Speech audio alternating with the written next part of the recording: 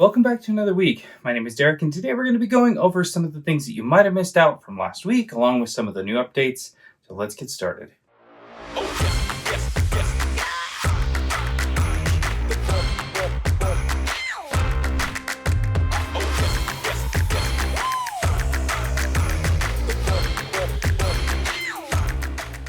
Now, last week I started off by making a video showing the completion of the Lenovo laptop charge port that I had been working on.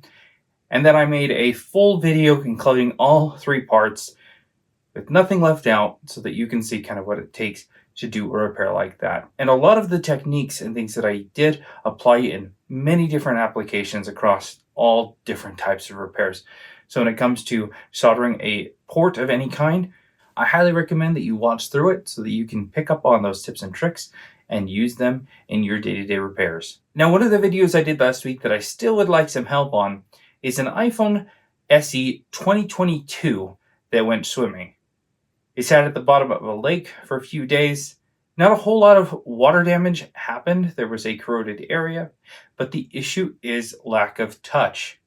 There is a 1V8 line that corresponds to touch that isn't receiving power, and I want to see if you guys can help me diagnose it. Let me know in the comments below. Go and watch the video, see if I missed anything. Let me know what you would test, and see if we can fix it together. And finally, I covered going over an iPhone 13 that was having a boot loop issue.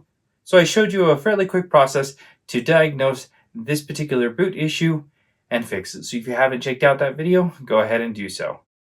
And also let me know in the comments below, is there a specific type of repair that you would like to see? I've heard that people want to see more on the iPhone side of things, Android, some more game consoles.